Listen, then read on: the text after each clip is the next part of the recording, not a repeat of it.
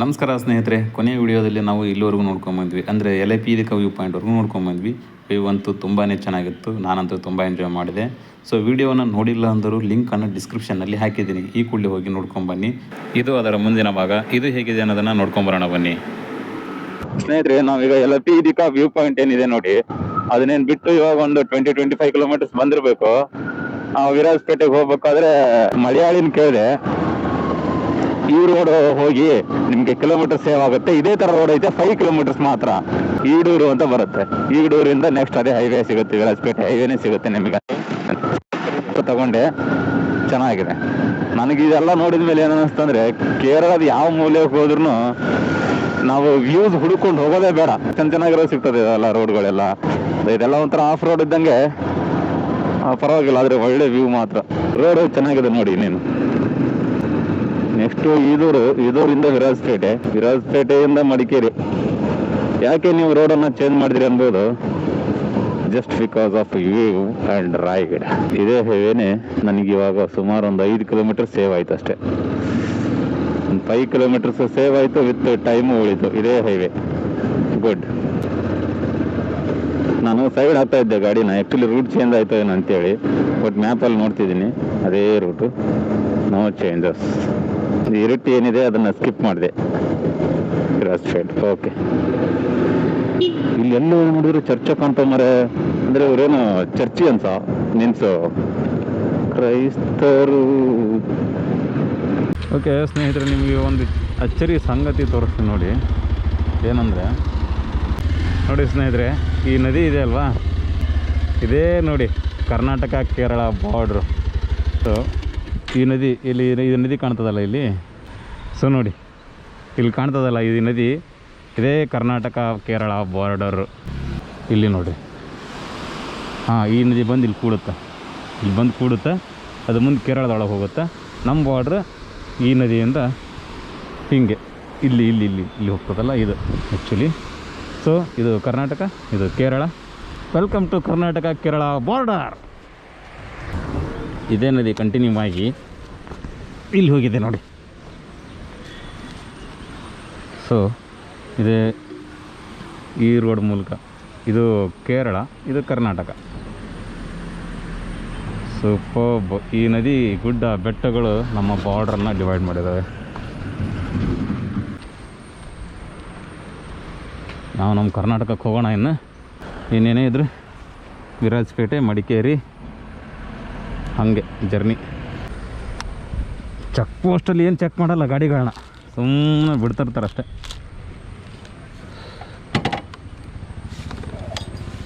Okay,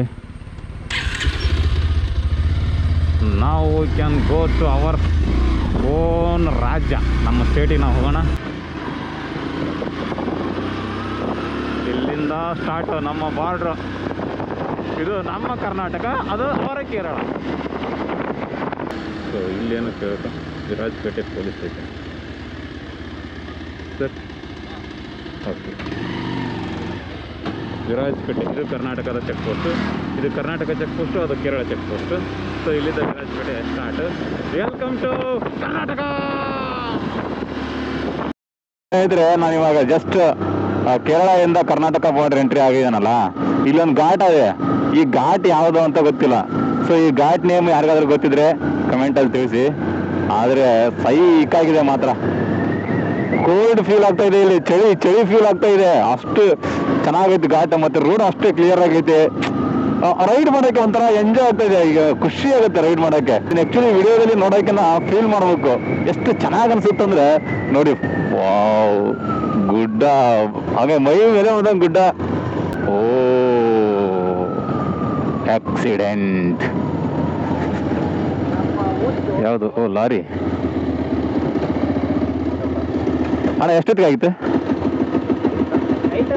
night.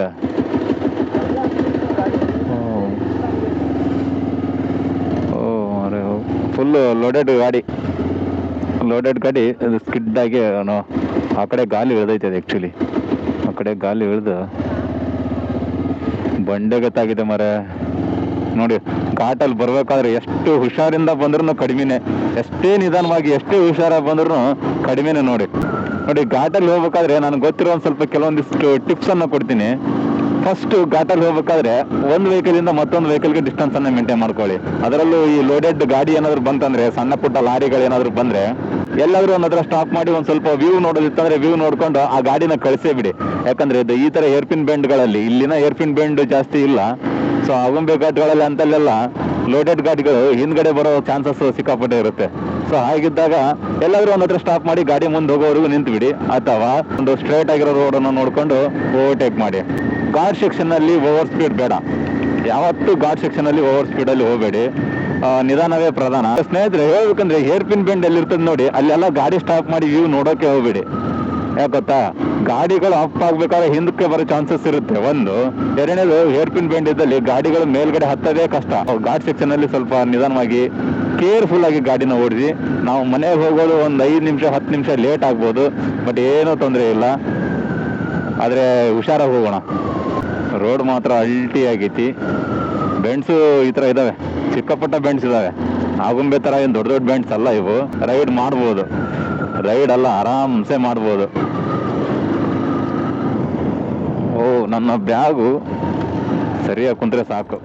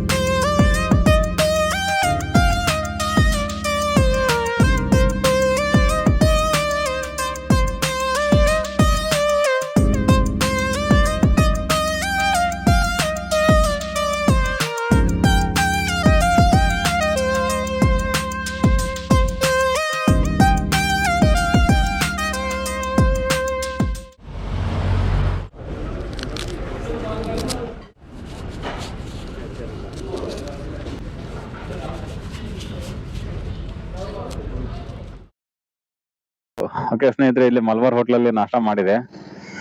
Okay, ನಾಷ್ಟ ಪರವಾಗಿಲ್ಲ.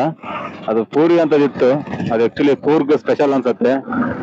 ಇವಾಗ ನೋಡ್ತಾ ಇದ್ರಲ್ಲ ಇದೆ, ಆದ್ರೆ ತಿನ್ನಕ್ ಆಗ್ಲಿಲ್ಲ. ಒಂದ್ ತಿನ್ನೋದಿಗೆ ಸಾಕಾಗೋಯ್ತು. ಆಮೇಲೆ ಹೆಂಗೋ ಮಾಡಿ ತುರುಕಿದೆ. ಅದು ಆಕ್ಚುಲಿ ಏನ್ ಗೊತ್ತಾ, ಈ ರವೆ ಮಿಕ್ಸ್ ಮಾಡಿ ಮಾಡ್ತಾರೇನೋ ಅವರು, ಬಟ್ ಅದು ಆಲೂ ಬಜ್ಜಿ ಮಾತ್ರ ಚೆನ್ನಾಗಿತ್ತು. ಓಕೆ, ಒಂದ್ ಪ್ಲೇಟ್ ಪೂರಿ 1 ಟೀಗೆ 110 ರೂಪಾಯಿ ತಗೊಂಡ್ರು.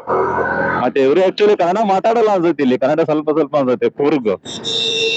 ಕೂರ್ಗ್ ಭಾಷೆನೇ ಒಂದು ಡಿಫ್ರೆಂಟ್ ಇದೆ ಅಲ್ಲ ಇಲ್ಲಿ, ಕೊಡಗು ಭಾಷೆ. ಸ್ನೇಹಿತರೆ, ಇದೆ ನೋಡಿ ವಿರಾಜ್ ಪೇಟೆ. ಸೊ ವಿರಾಜ್ ಪೇಟೆಗೆ ಸ್ವಾಗತ ಸುಸ್ವಾಗತ. ಕೂರ್ಗ್ ಇದು ವೈಬೇ ಬೇರೆ. ಇದು ಆಕ್ಚುಲಿ ನೋಡಿ 10 ಗಂಟೆ ಆಗಿದೆ, ಆದ್ರೂ ಒಂಥರ ಎಷ್ಟು ಚೆನ್ನಾಗಿದೆ ಅಂದ್ರೆ ಈ ಕೂರ್ಗ್ ಸ್ಪೆಷಾಲಿಟಿನೇ ಹಾಗೆ ಅನ್ಸುತ್ತೆ. ಈ ವೈಬೇ ಬೇರೆ. ಇದು ಒಂಥರ ಖುಷಿ ನೋಡಕ್ಕೆ, ಬೇಜಾರ್ ಅನ್ಸಲ್ಲ. ನಮ್ಮಲ್ಲಿ ಒಂದು 10-11 ಗಂಟೆಗೆ ಬಿಸಿಲು ಬಿಡ್ತಿದೆ, ಬಟ್ ಇಲ್ಲಿ ಹಂಗ ಅನ್ಸಲ್ಲ. ಒಂಥರ ಚೆನ್ನಾಗೈತಿ. ಬೆಸ್ಟ್ ಅಂದ್ರೆ ಬೆಸ್ಟ್ ಫೀಲ್ ಅನ್ಸುತ್ತೆ. ನಾನಿಲ್ಲಿ ಫುಟ್ಪಾತ್ ಮೇಲೆ ಹೋಗೋದಾ? ನಿಮ್ದು ಒನ್ ವೇನಾ? One way? Oh my god, one ವೇದಲ್ಲಿ ಬಂದು ಈ ತರ ಹೋದ್ರೆ ಮತ್ತೆ ಹೆಂಗ್ ಗೊತ್ತಾಗುತ್ತೆ ನಮ್ಗೆ? ಗೊತ್ತಾಗ್ಲಿಲ್ಲ ನನ್ಗೆ ಆಕ್ಚುಲಿ. ಸುಮ್ನೆ ಹೋಗ್ತಾ ಇದ್ದೆ, ಅದಕ್ಕೆ ಒಂದು ಬಸ್ ನನ್ ಮೇಲೆ ಬಂದ ಪಾಪ. ಇಲ್ಲೇ ಸ್ಟಾಪ್ ಮಾಡ್ಕೊಂಡು ಮಡಿಕೇರಿಗೆ ಒಂದು ಮ್ಯಾಪ್ ಹಾಕೋಣ. ಓಕೆ ಸ್ನೇಹಿತರೆ, ಸೊ ನಾನು ಹೋಗ್ತಾ ಇದ್ದು ಒನ್ ವೇದಲ್ಲಿ, ವಾಪಸ್ ಹೊಳ್ಸ್ಕೊಂಡು ಬಂದೆ. ಓಕೆ, ಸೊ ಇಲ್ಲೇ ರೈಟ್ ಟರ್ನ್ ಅಂತ, ಇಲ್ಲಿ ರೈಟ್ ಟರ್ನ್ ಆಗಿ ನಾವು ನೆಕ್ಸ್ಟ್ ಉಡುಪಿಗೆ ಹೋಗೋದು. ಉಡುಪಿಗೆ ಹೋಗ್ಬೇಕಂದ್ರೆ ಮಡಿಕೇರಿ, ಸುಳ್ಯ, ಪುತ್ತೂರು ಮೇಲೆ ಹೋಗಲೇಬೇಕು.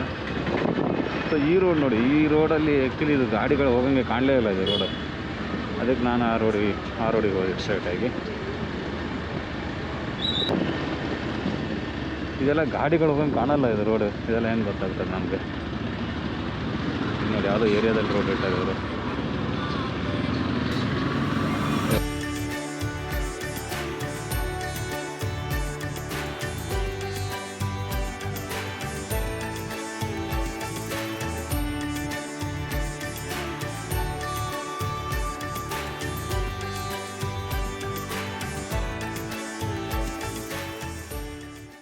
ಸ್ನೇಹಿತರೆ, ಇವಾಗ ನಾನು ಮಡಿಕೇರಿ ದಾಟ್ಕೊಂಡು ಬಂದೆ.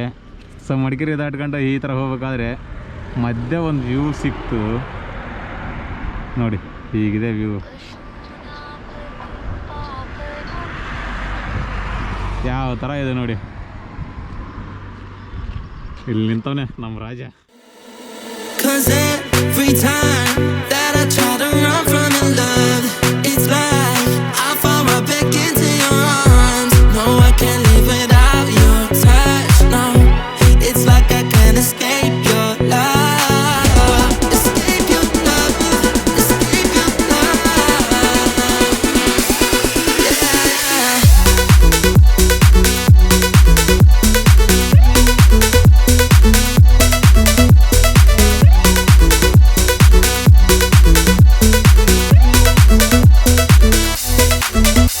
Cause every time that I try to run from your love, it's like I fall right back into your arms. No, I can't live without your touch. No, it's like I can't escape your love.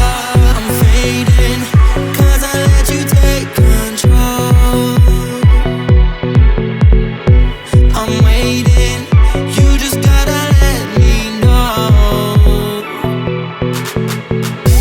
that I'm never gonna give you up, cause I never ever felt this much, no. So maybe this is something I can change. Cause every time that I try to run from your love, it's like I fall right back into your arms. No, I can't ಉಡುಪಿಗೆ ಹೋಗ್ತಾ ಇರೋದು ವಾಯ ಮಡಿಕೇರಿ ಹಾಗೆ ಸುಳೆ ಮೇಲೆ. So ಇನ್ನು ಮುಂದೆ ಇಂಥ ಒಳ್ಳೆ ವ್ಯೂಸ್ ಇರಲ್ಲ ಅಂತೀನಿ. ಸೊ ಹೀಗಾಗಿ ಈ ವಿಡಿಯೋನ ಇಲ್ಲಿಗೆ ಎಂಡ್ ಮಾಡ್ತಾಯಿದ್ದೀನಿ. ಗೋಪುರದಲ್ಲಿ ಬೇರೆ ಚಾರ್ಜ್ ಖಾಲಿ ಆಗ್ತಾ ಇದೆ, ಜಸ್ಟ್ 4% ಮಾತ್ರ ಇರೋದು. ಸೊ ಅದಕ್ಕೋಸ್ಕರ ಈ ವಿಡಿಯೋನ ಇಲ್ಲಿಗೆ ಕ್ಲೋಸ್ ಮಾಡಿ ಮತ್ತೆ ನಿಮ್ಮ ಭೇಟಿ ಮುಂದಿನ ವಿಡಿಯೋದಲ್ಲಿ. ಅಲ್ಲಿವರೆಗೂ ಟೇಕ್ ಕೇರ್.